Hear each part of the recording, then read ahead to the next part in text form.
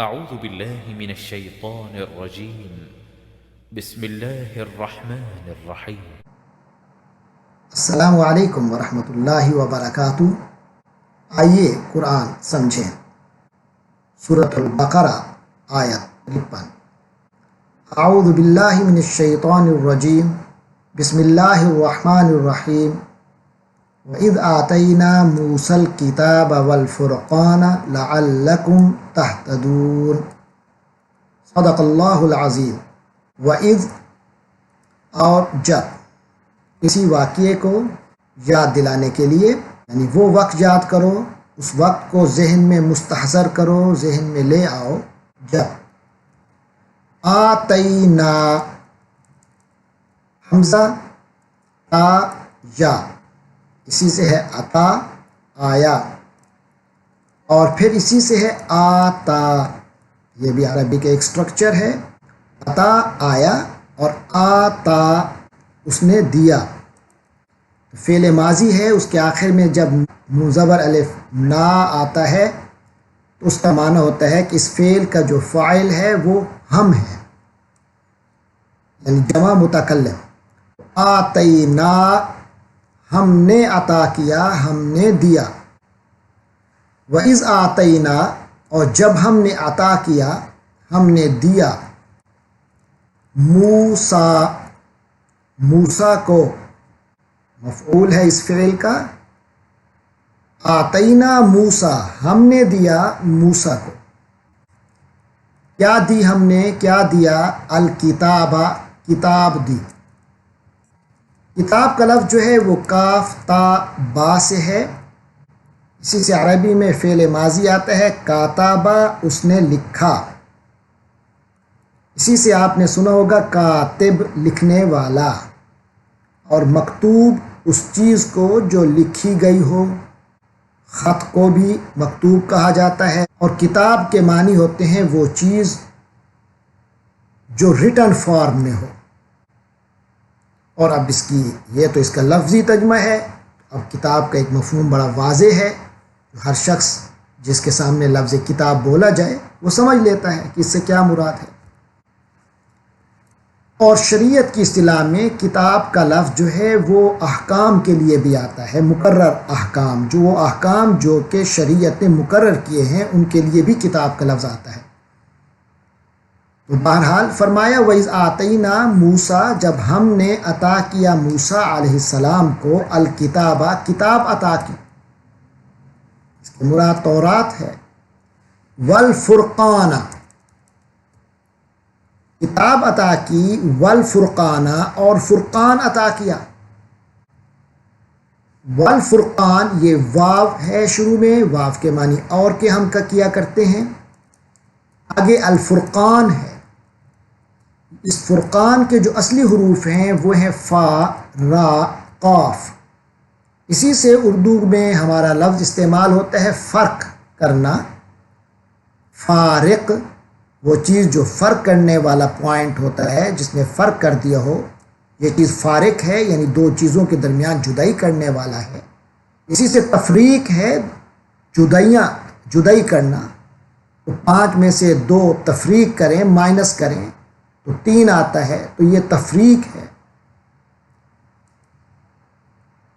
اسی سے عربی میں لفظ فرقان ہے، یہ فارق سے بھی زیادہ ہے۔ فارق کے معنی جدائی کرنے والا، الفرقان سے مراد خاص قسم کی جدائی کرنا ہے، حق اور باطل کے درمیان جدائی کرنا، سچ اور جھوٹ کے درمیان جدائی کرنا، یہ ہمیشہ پازیٹیو میننگ میں آتا ہے۔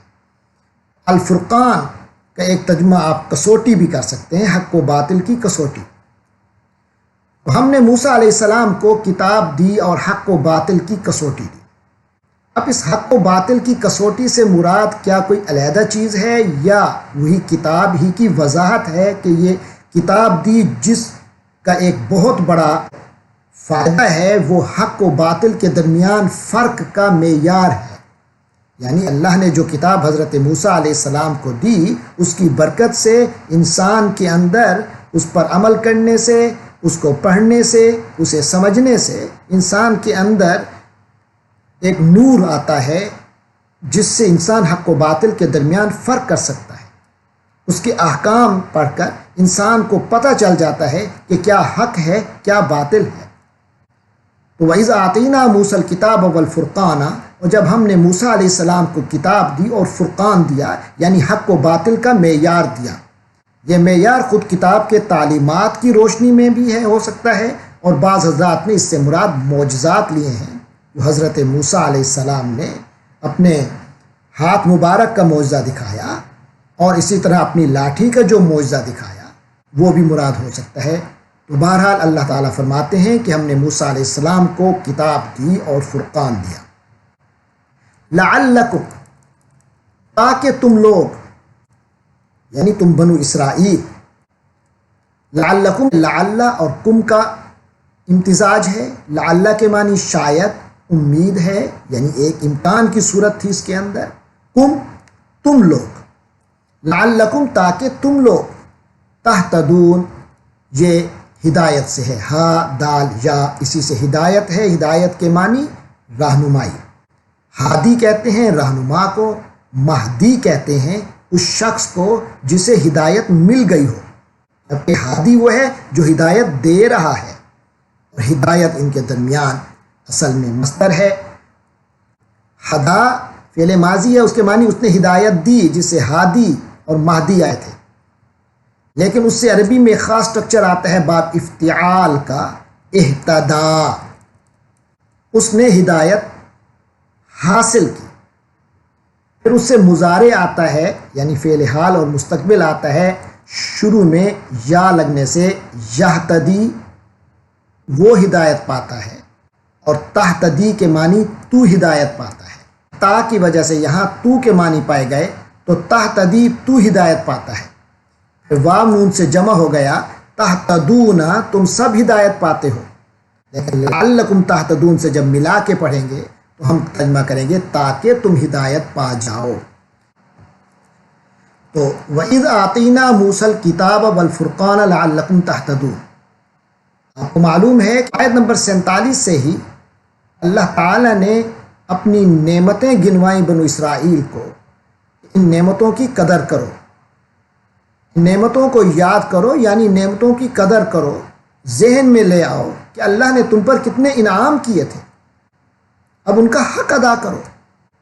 لہٰذا اسی سلسلے میں فرمایا وَإِذْ آتَيْنَا مُوسَى، اور جب ہم نے موسیٰ کو عطا کیا، یعنی وہ نبی جن پر آج تم فخر کرتے ہو، جن کی طرف اپنے آپ کو منسوب کرتے ہو اور اپنے آپ کو اہل حق سمجھتے ہو اس نبی کی طرف نسبت کی بنیاد پر، اس نبی کو اللہ نے الکتاب عطا کی تھی، یعنی تورات عطا کی تھی، قانون شریعت عطا کیا تھا، تمہارے لیے اتنی بڑی نعمت دی کہ تمہیں ایک دستور العمل دیا زندگی گزارنے کا۔ بالفرقان، اللہ نے وہ کتاب ایسی دی کہ اس کے اندر یہ صفت بھی تھی کہ اس کی بنیاد پر انسان حق و باطل میں فرق کر سکے۔ آج نبی پاک حضرت محمد صلی اللہ علیہ وسلم تشریف لا چکے ہیں، نبی پاک کی حقانیت کو آج تمہاری یہ کتاب واضح کرتی ہے، مگر پھر بھی تم اندھیرے میں ٹامک ٹوئیاں مار رہے ہو، تمہیں نہیں پتہ کہ نبی پاک اور یہ قرآن حق ہے، جبکہ اللہ نے یہ حق و باطل کی کسوٹی تمہیں پہلے ہی عطا کر دی تھی۔ اگر آج تم تورات پر صحیح معنی میں عمل پیرا ہوتے اور اس کو اپنے سینے سے لگاتے تو تمہیں واضح ہو جاتا تمہارے لیے کہ حضرت محمد صلی اللہ علیہ وسلم ہی حق پر ہے، اور آپ پر جو قرآن نازل ہوا ہے یہی اب اللہ کا حکم نامہ ہے، یہی اب وہ دستور العمل ہے جس پر عمل کر کے تم اپنی زندگی کو کامیاب بنا سکتے ہو۔ بہرحال ہم نے تمہیں وہ کتاب بھی دی تھی اور تمہیں فرقان بھی عطا کیا تھا، لعلکم تہتدون، اور یہ سب کچھ تمہارے فائدے کے لیے تھا تاکہ تم ہدایت حاصل کرو، دین و دنیا کے فائدے سمیٹو۔ اللہ تبارک و تعالیٰ سے دعا ہے کہ وہ ہمیں قرآن مجید کو سینے سے لگانے اور اسی کے مطابق اپنی زندگی گزارنے کی توفیق عطا فرمائے، تاکہ ہم اپنی دنیاوی زندگی اور اخروی زندگی میں کامیابیاں سمیٹ سکیں۔ وآخر دعوانا ان الحمد للہ رب العالمین۔